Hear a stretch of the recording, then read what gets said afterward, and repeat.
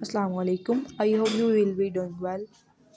آج ہم لوگ پڑھیں گے ترجمۃ القرآن کا قرآن مجید کے آداب. بچوں آج ہم لوگ پڑھیں گے قرآن پاک کے آداب. سب سے پہلے آداب میں دیکھیں آداب کو کیا ہے. قرآن پاک کی تلاوت پاک وضو اور باوضو ہو کر کرنی چاہیے. بچوں ہمیں یہ پہلا پوائنٹ کیا بتاتا ہے، قرآن پاک کی تلاوت ہمیں وضو کر کے کرنی چاہیے، پاک صاف کپڑے پہننے چاہیے، جگہ بھی صاف ہونی چاہیے جہاں ہم لوگ بیٹھ کے قرآن پاک کی تلاوت کریں.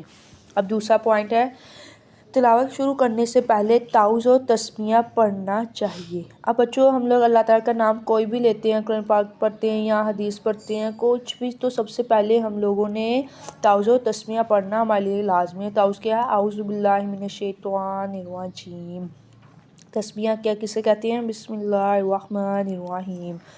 کوئی چیز بھی ہم لوگوں نے اللہ تعالیٰ کی تلاوت کرنی ہے، کوئی اللہ تعالیٰ کا نام لینا، ہمیں سب سے پہلے اعوذ باللہ من الشیطان الرجیم بسم اللہ الرحمن الرحیم پڑھنا لازمی ہے. تیسرا پوائنٹ ہے،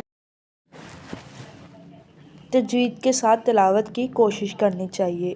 تجوید کے ساتھ پڑھنے کی کوشش کا مطلب کیا ہے؟ یعنی ہر حرف صحیح تلفظ کے ساتھ پڑھنا چاہیے. جہاں زبر ہے وہاں زبر لگانی چاہیے، جہاں زیر ہے زیر پیش کے ساتھ پڑھنا چاہیے. چوتھا پوائنٹ ہے، تلاوت کرتے ہوئے اللہ تعالیٰ اس کے کلام کی عظمت دل میں موجود ہونی چاہیے. بچوں جب ہم لوگ اللہ تعالیٰ کی تلاوت کرتے ہیں تو ہم لوگوں کے دل میں یہ ہونا چاہیے، اللہ تعالیٰ ہمیں دیکھ رہے ہیں، ہمیں اللہ تعالیٰ سے محبت کرنی چاہیے، اس کی کلام کی عظمت دل میں یاد رکھنی چاہیے. اور قرآن پاک اگلا پوائنٹ ہے، تلاوت آہستہ اور بلند آواز دونوں طرح سے کی جا سکتی ہے، البتہ یہ خیال رکھنا چاہیے کہ بلند آواز کسی کے آرام یا کام میں خلل نہ ڈالے. بچوں جب ہم لوگ تلاوت کریں تو آہستہ اور بلند آواز میں پڑھ سکتے ہیں، لیکن بلند آواز اتنی بھی نہ ہو کہ دوسرا پرسن پریشان ہو جائے. اب چھٹا پوائنٹ ہے، سجدہ تلاوت والی آیات پر سجدہ کرنا چاہیے. ہمیں سجدہ تلاوت کا طریقہ اور آداب سیکھنے چاہیے. بچوں جو آیت آئے قرآن پاک میں سجدہ تلاوت، تو سجدہ کرنا چاہیے. فوراً بھی کر سکتے ہیں آپ لوگ، بعد میں بھی اس کا سجدہ کر سکتے ہیں، لیکن اس کی جو سجدہ تلاوت کا طریقہ ہے اور آداب پہلے سیکھنے چاہیے.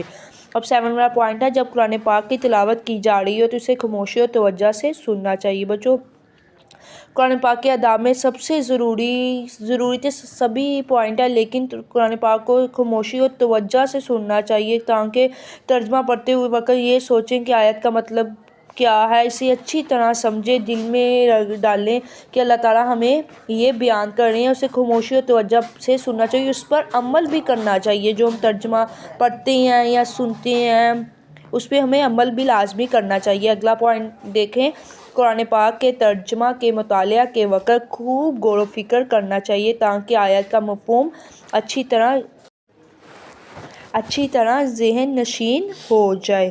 اب بچوں جب ہم لوگ قرآن پاک کو پڑھتے ہیں تو اس کا بار بار اسے قرآن پاک کی تلاوت کرنی چاہیے، اس کا ترجمے کو بار بار پڑھنا چاہیے تاکہ ہمیں اس کا مفہوم اچھی طرح سمجھ میں آ جائے، کوئی چیز باقی ادھوری نہ رہ جائے.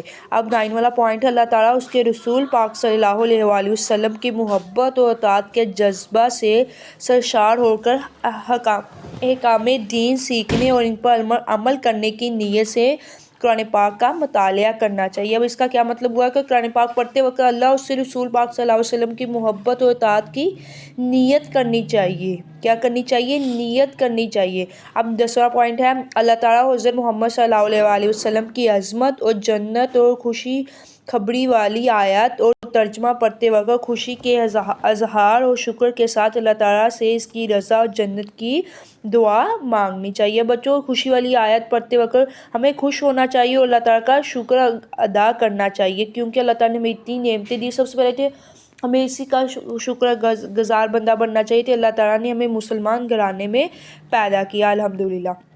اب اگر کوئی ایسی آیت آ گئی جس میں اللہ تعالیٰ کا غضب اور جہنم کی آیت پڑھتے وقت خوف رکھیں اور دعا کریں اللہ تعالیٰ ہمیں اس سے بچائے، آمین ثم آمین، جس سے ہمیں اللہ تعالیٰ کی رضا بھی حاصل ہوگی اور دنیا اور آخرت میں کامیابی بھی حاصل ہوگی. ہمیں قرآن پاک کا ترجمہ بھی پڑھنا چاہیے، اس پر عمل بھی کرنا چاہیے. آگے دیکھیں، اللہ تعالیٰ کے غضب اور جہنم اور اس کے عذاب والی آیت کو ترجمہ پڑھتے ہوئے اللہ تعالیٰ کا خوف رکھتے ہوئے جہنم کے عذاب، اللہ تعالیٰ کے غضب سے بچنے کی دعا مانگنی چاہیے. جو میں نے ابھی بات کی کی ہے۔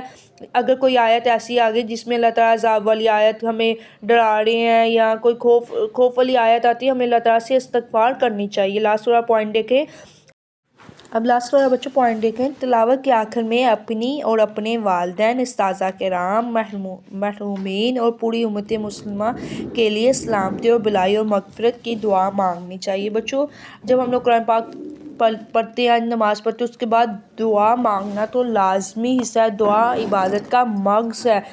ہم لوگ اللہ تعالیٰ سے مانگے تو اللہ تعالیٰ ہمیں دیں گے، ہاں بغیر مانگے بھی اللہ تعالیٰ ہمیں دیتے ہیں، لیکن ہمیں اللہ تعالیٰ سے مانگنا چاہیے، ہر وقت اللہ تعالیٰ سے مانگنا چاہیے، اور ہمیں دوسروں کے لیے بھی دعا کرنی چاہیے۔ ہم اگر دوسروں کے لیے دعا کریں گے تو اپنے لیے دعا کرنے کی ضرورت ہی نہیں ہوگی۔ پہلے اللہ تعالیٰ ہماری دعا ہمارے حق میں قبول کریں گے، پھر دوسروں کے حق میں قبول کریں گے۔ ہمیں سب کے لیے دعا کرنی چاہیے، اللہ تعالیٰ سب کے لیے خیر و بھلائی عطا فرمائے۔ میں امید کرتی ہوں آپ لوگوں کو آج کا ٹاپک سمجھ آیا ہوگا۔ آپ لوگوں نے بچوں اس کے آداب سمجھنے بھی ہے اور اس پر عمل بھی کرنا، اور ان کے آداب کو یاد بھی کرنا مشکل نہیں ہے۔ 12 پوائنٹ آپ لوگ 10 ایٹ لیسٹ آپ لوگوں کو آنے چاہیے۔ تھینک یو سو مچ بچوں۔